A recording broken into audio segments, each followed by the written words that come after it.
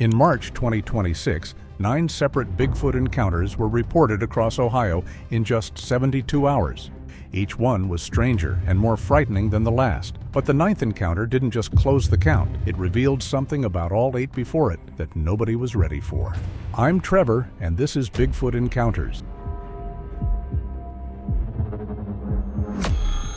Marcus Tilley has been driving long-haul routes through southern Ohio for 11 years. He has logged more than 1 million miles on these roads. He knows the difference between a deer at the shoulder and a shape in the dark that isn't one. He was doing a routine overnight run on Route 56 when it happened, 3:14 in the morning. No other traffic. The road ahead was empty and straight, and then it wasn't. Something stepped out of the tree line and onto the asphalt. Marcus had maybe 3 seconds. He yanked the wheel hard to the right, hard enough that the trailer fishtailed, tires screaming across the center line. And when he looked back through the windshield, the thing he'd swerved around was still moving, crossing the road, not running, not startled, not doing anything that suggested it had registered a 40,000-pound truck as a threat worth reacting to. It moved in a long, fluid stride, unhurried, weightless, impossibly smooth for something that Marcus estimated at 9 feet tall. He's a big man himself, 6'2", and he told me the proportion of what he saw to the road width he's driven 1,000 times was something he couldn't unfold in his head for days afterward.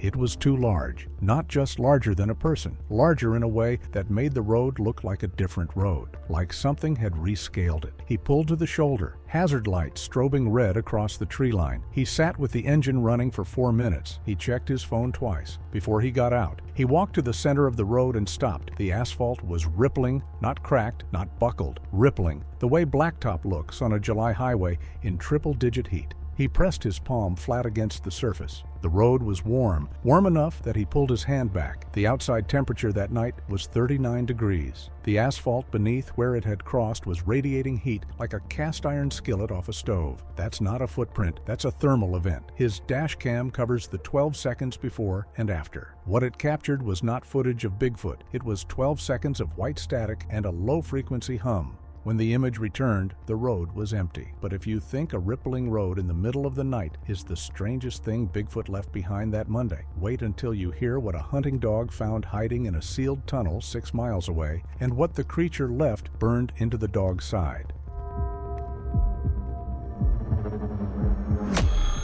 Ray Dunlap has owned coonhounds his entire adult life. His best dog, a 7-year-old red and tan male named Copper, had never once refused a command. Not once in 7 years. Until the night Bigfoot came through Vinton County, Copper ran from something so completely that he chose a sealed, century-old railroad tunnel over the open dark of a county he knew by scent. Moonville Tunnel was cut through a sandstone ridge in the mid-1800s. It's sealed now and surrounded by deep forest. Ray had walked past it 100 times without a second thought. At 4 in the morning, Copper's GPS collar showed the dog sprinting northeast from near Route 56 at a full fleeing pace. Ray followed through the trees, calling the dog's name, getting nothing back. The signal stopped at the entrance of Moonville Tunnel. Ray found Copper pressed against the back wall, 40 yards in absolute darkness. Full body shudder, continuous. Copper's eyes fixed on the tunnel entrance. He wouldn't look at Ray, wouldn't move toward his voice. Ray had to carry him out, all 62 pounds, and Copper didn't stop shaking for 2 hours. At the tunnel entrance, just outside the threshold where sandstone meets the dirt path, Ray found a footprint. He measured it against his boot, and then again with the tape measure he keeps in his vest. 18 inches long, 8 inches wide at the ball of the foot. The impression depth in the soft soil put the weight at somewhere between 600 and 800 pounds by Ray's read. And Ray has been reading animal signs in Vinton County for decades. But the size wasn't what made him photograph it and text it to his cousin before he'd gotten Copper back to the truck. The toes were webbed, fully webbed, the way a beaver's hind foot is webbed, with the membrane pressing clear impressions in the mud between each digit. Ray has found bear tracks, deer, wild hog, river otter. He knows what belongs in that soil. He held his flashlight over that print and told me, nothing that lives in Ohio leaves a track like that. Then he noticed Copper's flank, a burn mark. Circular, about the diameter of a $50, in the fur with none of the surrounding hair singed. Skin unbroken, no blood. A precise, isolated thermal mark that has no fire, no branch, no friction explains. webbed feet on something that weighs the better part of half a ton, a burn mark on a dog that fled. And somewhere on Route 56, 4 miles back, the asphalt was still warm. But if you think Ray and his coonhound had the most unsettling Monday morning in Vinton County, 200 people were about to watch what happened next, live on a college student's phone, before she disappeared from the internet completely within 48 hours. Kira Vasquez was a junior at Ohio University who documented everything. She went live on the Strouds Run Trail with 212 viewers watching. For the first 9 minutes and 39 seconds, the video is exactly what it looks like: a college student on a familiar trail. At 9 minutes and 40 seconds, Kira stops walking. The camera still goes with her. 4 seconds of silence. Then, in a voice noticeably quieter than anything before it, she says 3 words: "It's not a bear." Then she runs. The footage during the run is shaky, but at the 6-second mark, the camera swings left for just over 2 seconds. And in those 2 seconds, in the gap between 2 mature oak trees at the edge of the trail, something is visible. I've paused on that frame more times than I can count. The 2 oaks are approximately 14 inches apart at that gap. I confirmed it by visiting the trail myself. 14 inches is not a passage. It's a gap you turn sideways to squeeze through if you're slender. What moves through it in Kira's footage is not slender. It is massive and dark, with a shoulder width the shaky frame still cannot fully contain. It did not push the trees apart. Both oaks are visible before and after the shape crosses. Neither trunk moves. Something wider than the gap passed through without touching either tree. Kira withdrew from Ohio University 11 days later. Through a mutual contact, I reached her. She confirmed she'd seen it from roughly 40 feet before she ran, standing completely still between the trees, facing her direction. She said the stillness was the worst part. Not movement, not aggression, just absolute stillness. But if you thought Kira's daylight encounter on a public trail was terrifying, what happened that same Tuesday night, 12 miles west in Hocking Hills, was far more prolonged. And it ended with a weather radio saying 3 words that nobody in that tent has been able to stop hearing since. Dennis and Sandra Callahan and their 2 teenage sons had been camping at Hocking Hills for 3 days. Experienced campers. Dennis told me they'd done that specific campsite 4 times in 6 years. He knew every sound that gorge made at night. When something started circling the tent at 11:43 p.m., he knew immediately it didn't belong. It wasn't footsteps. He said this twice. The way people repeat things they know sound wrong, but need you to understand are accurate. It wasn't footsteps. It was a rhythmic, hollow percussion, a heavy thump, a half-second silence, another thump, coming from ground level, moving in a slow arc around the perimeter of their campsite. Even-paced, deliberate, the beat of something that knew exactly where the edges of their space were and was tracing them. It circled them for 20 minutes. Nobody in the tent spoke. Sandra had her hand on Dennis's arm. The boys, both teenagers who had spent the previous 2 days being aggressively unimpressed by nature, were completely silent. 20 minutes of that rhythmic thump, moving around them in the dark, never accelerating, never breaking pattern. And then the weather radio turned on. They hadn't touched it. It was a hand crank emergency unit sitting on the gear bag at the foot of the tent. It powered on by itself. Dennis reached for it instinctively and stopped with his hand an inch away, because underneath the static, woven into it, almost like the static itself was being shaped, was something that was almost a voice. He told Sandra to listen. She heard it too. Both boys heard it. It took them a moment to isolate it from the noise, and then it was impossible to unisolate. 3 words, repeating, not wood, not wood, not wood. The cadence was human. The spacing between repetitions followed the natural pause pattern of spoken English in a way that randomized static simply does not produce. Something was using the radio's frequency to push 3 words into that campsite, on loop for 47 seconds, before the unit cut to silence. The thumping stopped at the same moment the radio went quiet. I've spent a long time with those 2 words, not wood, something announcing what it is not, declaring what the comparison gets wrong. Whatever moves through Bigfoot's body apparently felt strongly enough about the distinction to repeat it twice a second for 47 seconds into a dead radio in a dark gorge in southern Ohio. But if Bigfoot broadcasting through a dead radio in the middle of the night rattled the Callahans, what a game warden found in a clearing inside Wayne National Forest before sunrise on Wednesday morning had no explanation in any wildlife manual ever written.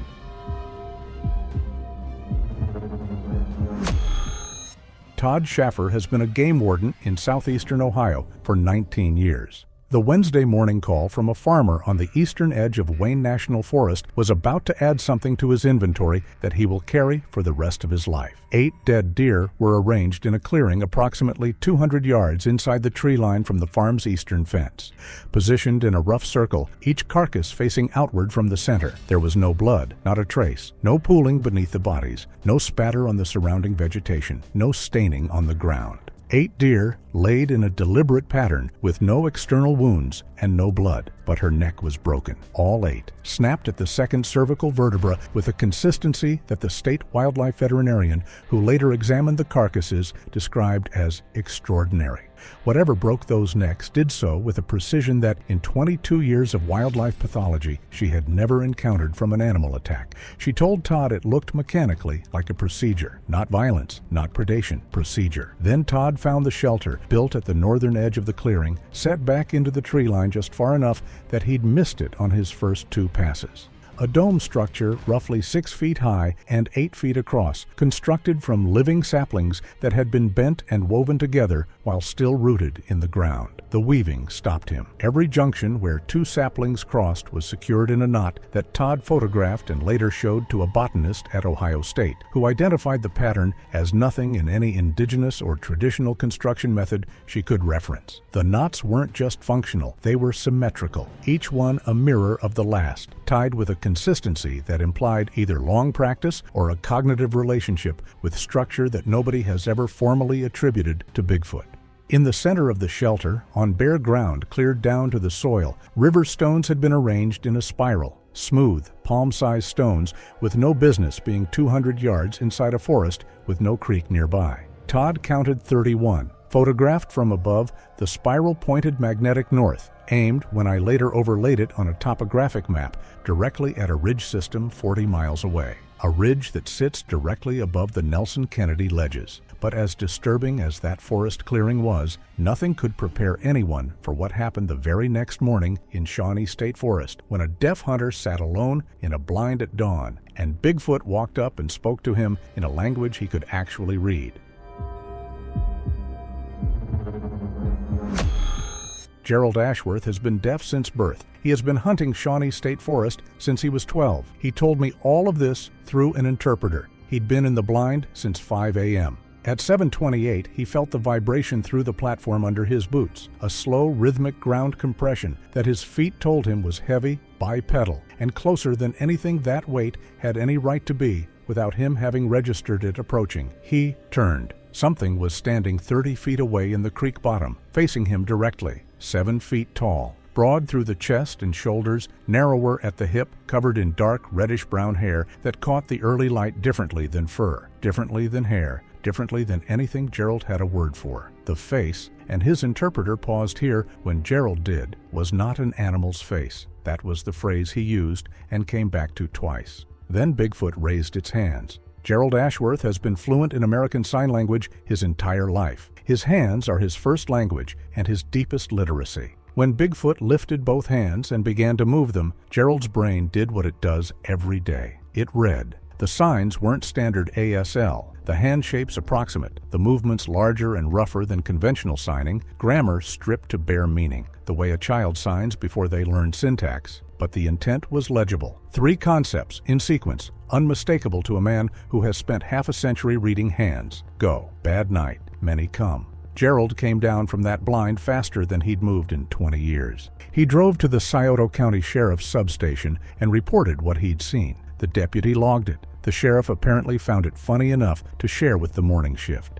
Gerald asked the deputy to walk out to the parking lot. The scratches were on the tailgate of Gerald's truck, parked at the Shawnee trailhead since 5 a.m. 3 parallel lines, each 18 inches long, running horizontally across the steel. Not surface scratches. The metal had been displaced inward rather than scraped away. Gerald's truck is a late model half-ton with 16-gauge steel. The deputy pressed his thumb into the nearest groove and said nothing. 1/4-inch displacement. At a trailhead where Bigfoot had never physically been. Whatever signed a warning in that creek bottom had also signed his truck from miles away. Many come. Thursday morning. 5 sightings already in 4 days. But if Bigfoot delivering a signed warning to a deaf hunter sounds like the strangest communication you've ever heard of, what two fishermen watched at Burr Oak Reservoir the very next morning wasn't a single Bigfoot. It was an entire family, and they weren't just passing through.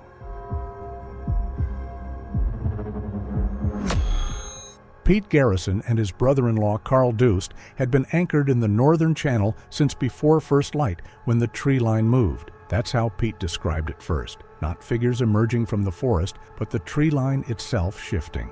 Then they were visible. Pete put his hand on Carl's arm without a word. Carl had already seen them. 5 Bigfoot walked out of the tree line and into Burr Oak Lake. 3 adults and 2 juveniles moving in a loose group with the same unhurried, purposeful stride that every witness this week had described in some form. Not cautious, not reactive, not behaving like creatures that expected to be observed or cared about being observed. The 2 juveniles were flanked by adults on both sides, the largest adult leading from the front, Pete estimated at 10 feet tall. They didn't swim. That's the detail Carl kept returning to when I spoke with him separately, and that Pete had already told me, and that both men described in identical terms without having compared notes before my calls. They did not swim. The adults waded in to chest depth and then continued walking as the water rose over their heads, and they did not resurface.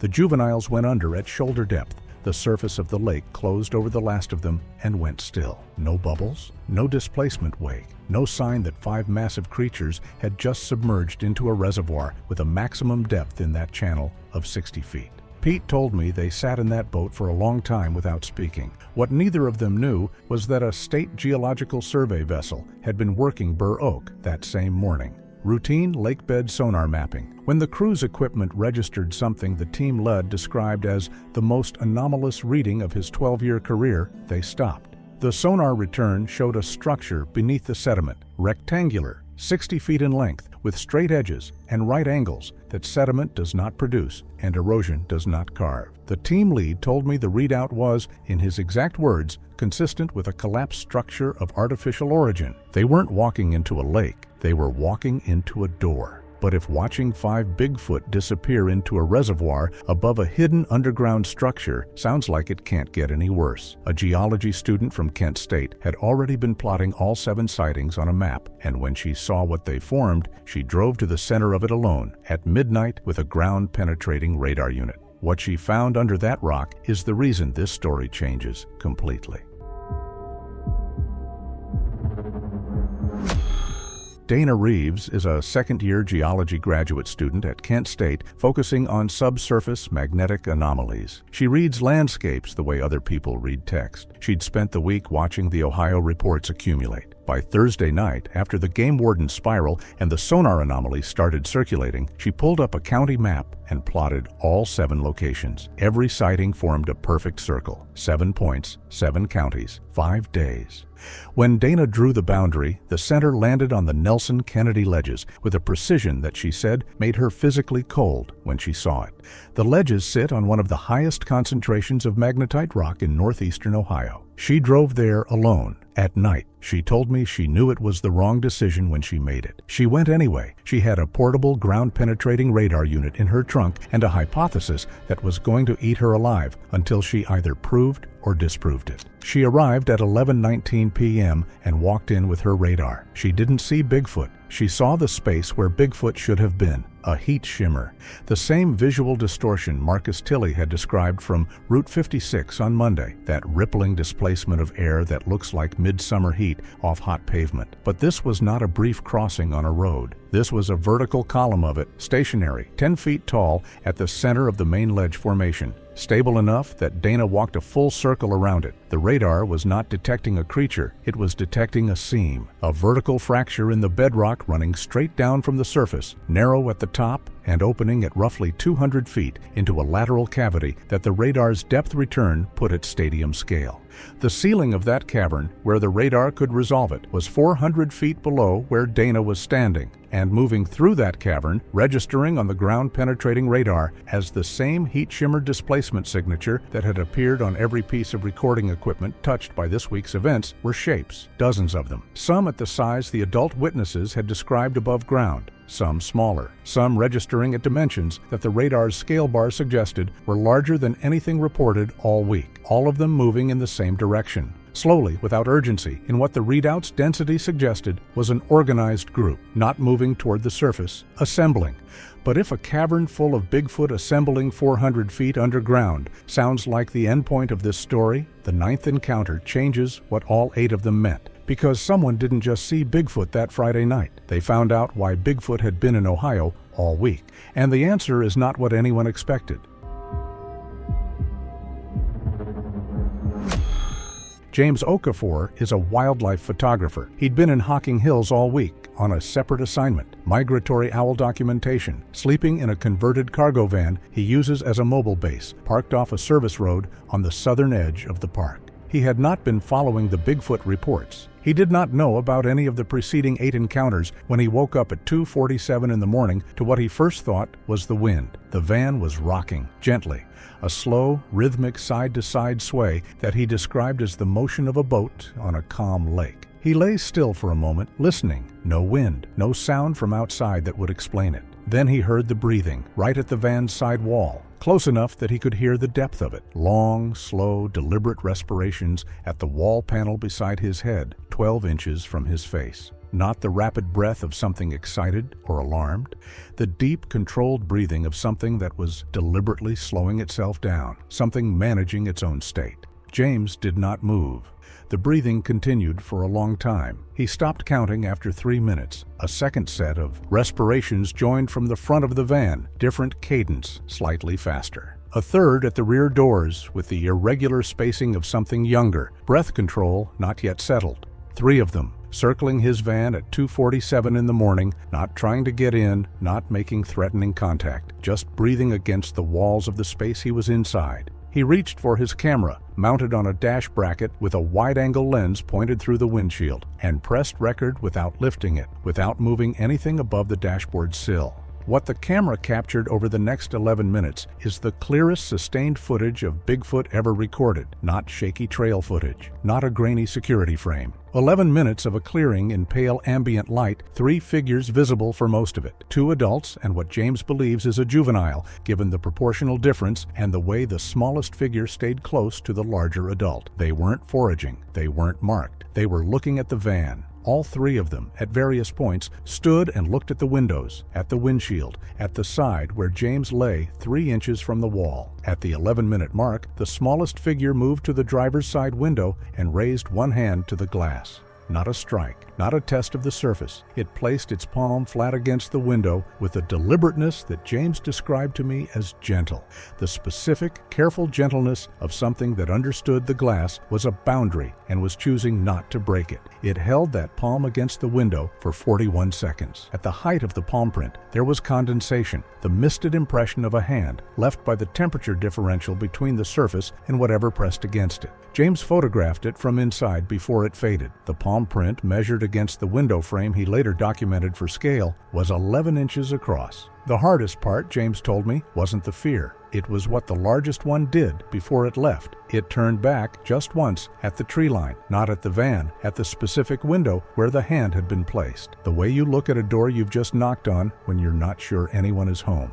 James Okafor's footage was released 4 days after the encounter. Within 72 hours, it had been viewed 11 million times. Within 96 hours, federal wildlife officials had contacted him directly. He was asked not to discuss the specifics of those conversations. The footage is still online. Here is what 9 encounters in 72 hours looks like when you lay them flat. Monday, a thermal event on a highway, a burn mark on a dog, a webbed track at a sealed tunnel.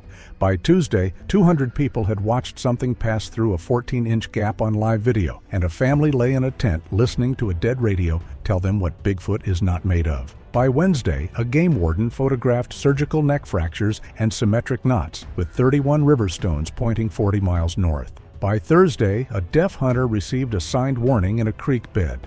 By Friday morning, a geology student stood above a 400-foot cavern full of moving shapes, and 2 fishermen watched a family of 5 walk into 60 feet of reservoir water above an artificial structure on the lake bed. And by Saturday morning, something had pressed a palm to a photographer's window and waited 41 seconds for a response. Go, bad night. Many come. That's what Gerald Ashworth was told Thursday morning, stripped down to what could cross the language gap. Here is what I think many mean: not a threat, a description of something already in motion, a migration, a gathering, a movement through the underground corridor system that the sonar and the radar had just revealed beneath southeast Ohio. The heat shimmer signature that appeared on Marcus Tilley's dash cam, on Dana's radar, at the ledges, and on James Okafor's van. That's not a side effect. That's what happens when something built differently than we moves through a world calibrated for us, not wood. 47 seconds of it through a dead radio. Whatever moves through Bigfoot the way blood moves through us is not biological material as we use that term. The thermal signature, the quarter-inch displacement in steel, the 14-inch gap that nothing wide enough to fill it touched.